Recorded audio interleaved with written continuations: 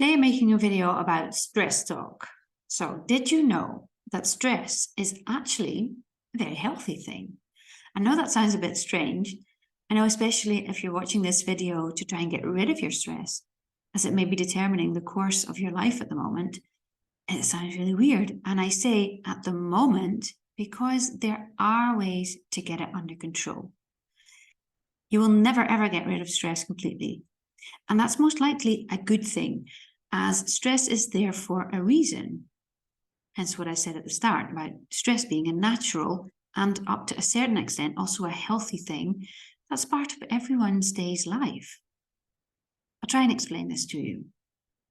So if we didn't have stress, if there was no stress in our life, then we wouldn't ever feel the need to get up in the morning and to go to our jobs and to go to school, to earn money. If we didn't feel a certain amount of stress, we were triggered by that stress response in our body, then we wouldn't feel the need to get dressed and wash and brush our teeth. We probably wouldn't care. And that could turn a bit nasty at one point, you can imagine. But to translate it into, you postpartum having a baby, or maybe you're pregnant, like if we didn't feel a certain stress and need to get up and check why maybe our baby is crying in the middle of the night, or if we didn't feel a certain amount of pressure and stress about our babies needing to be fed in the middle of the night or during the day, we simply wouldn't have a mechanism that would trigger us internally to tell us, hey, you need to get up and do something. This is something very important. Go, action mode. Not for myself, but for the baby that you're responsible for. And that responsibility feeds us that little bit of stress, and then we can go and do the task that we need to do, even if it's not for us. It's for the baby. So that sounds healthy, right? Our baby's lives depend on that little bit of stress, basically. So why do we perceive stress as a bad thing if stress is the trigger that we need to do our daily activities properly and on time? Well, that's because we have ourselves created quite an unhealthy society, really, surrounding stress. And if we build it ourselves, if we built that society ourselves, then can't we also break it down ourselves? And the answer is yes. Again, I'll try and explain this to you. So what happens after we feel stress is our body needs some time to heal. And once healed, theoretically, we're then good to go again. But, and here comes that big issue, we don't give ourselves time to heal.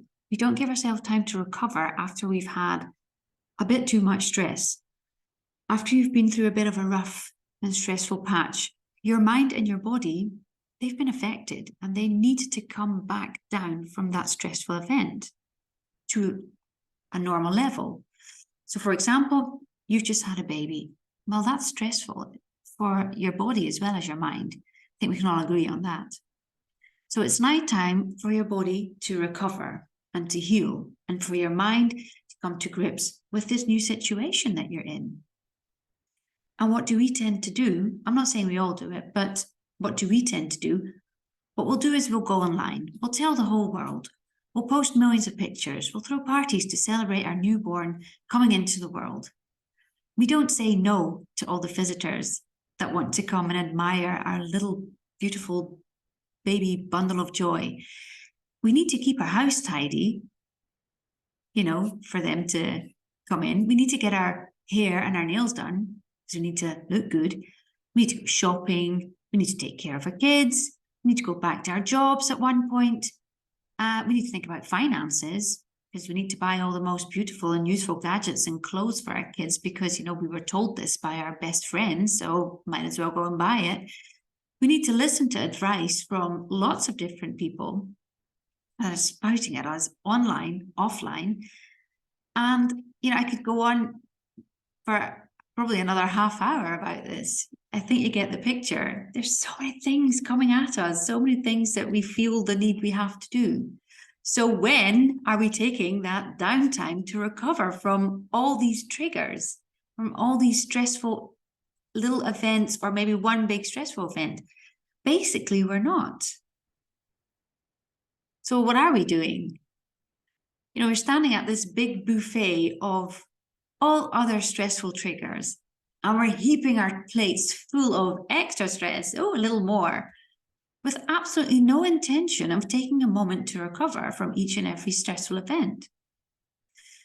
And then before you know it, you went on maternity leave to have the baby. You may have already had a couple of plates full of that stressful buffet because maybe it was a stressful pregnancy or stressful events happened during pregnancy. And now we're finding ourselves in chronic stress mode. And that's settling inside our mind. And really isn't going anywhere now that we have those plates full of extra stress loaded. We're just eating them. And that chronic stress, now that you have a small baby to take responsibility and take care of as well as yourself, that chronic stress may just change at one point, because we're not bringing it down. It may just change at one point into you not sleeping at night because you're so wired. It may start to turn into anxiety, maybe depression, OCD tendencies, intrusive thinking. And now we're stuck with what they call a postpartum mental health issue, when all you wanted was to become a mum and have a wonderful new life with your new family. But it's not happening. You're just not feeling it. And why? Well, because you didn't give yourself proper time to recover from stress.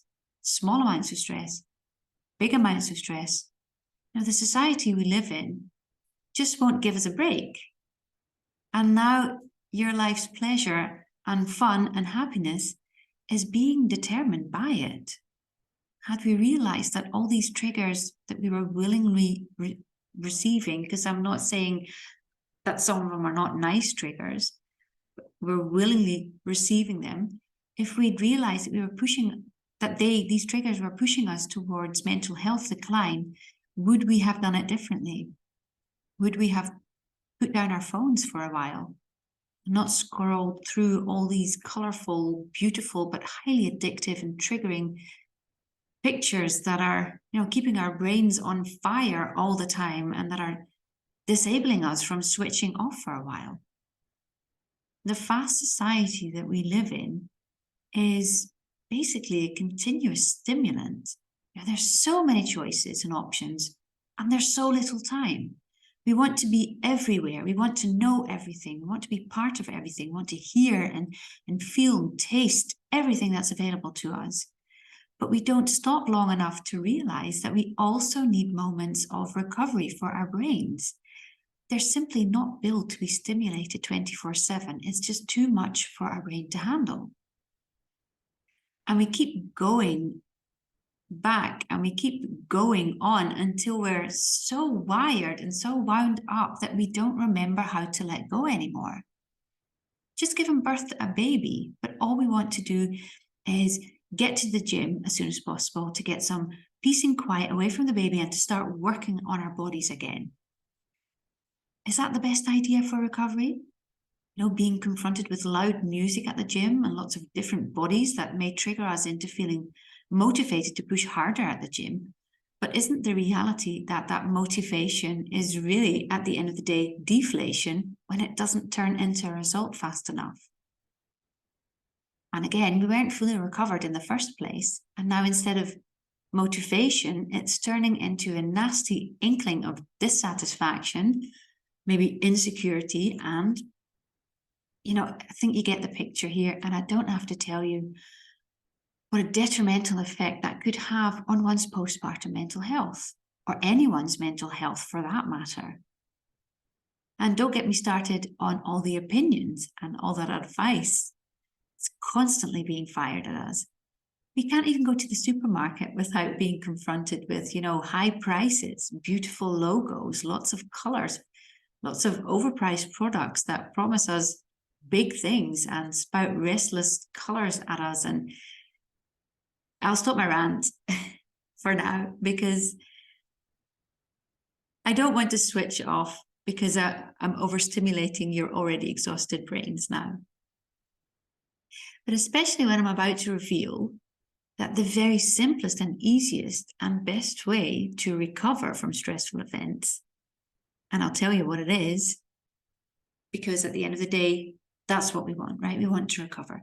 Now, first of all, realizing that you are continuously exposing yourself to all these extra stressors, as I just told you about, that's step one. That could go a long way. To tell you to stop scrolling through your phone, when you have 5 minutes to yourself, that maybe sounds very simple, but it's so important to understand that these triggers are keeping you switched on all the time. 5 minutes to yourself after a busy day with your children, 5 minutes to yourself means you have a chance to properly switch off for 5 minutes. And that's switching to a more neutral mode. It means that you can start to go back to neutral, to a more relaxed state, to a place where you can come back down from being up there all the time, to give your brain a little break. So what to do instead of scrolling through your phone, or to binge on Netflix, or to go running at the gym, or do online shopping for lots of probably ill-advised stuff that you're probably never going to use anyway.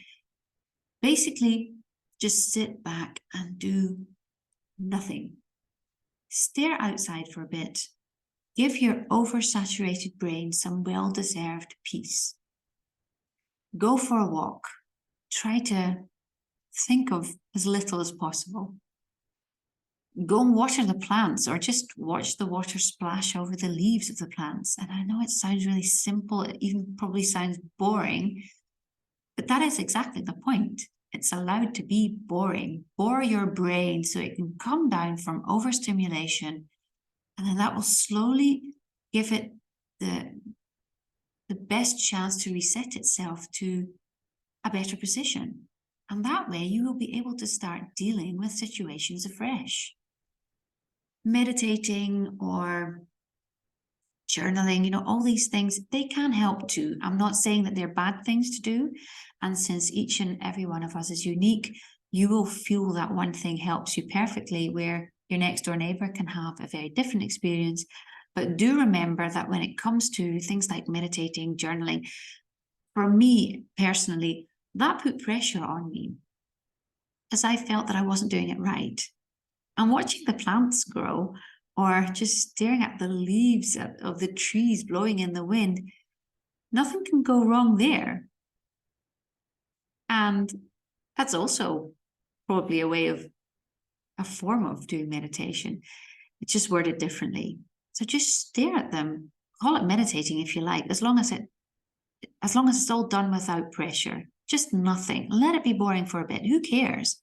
If you want to label that as meditation, by all means go ahead, as long as you don't start putting pressure on yourself because someone told you have to do or see or feel things in a certain order or in a certain way, because then you've missed the point.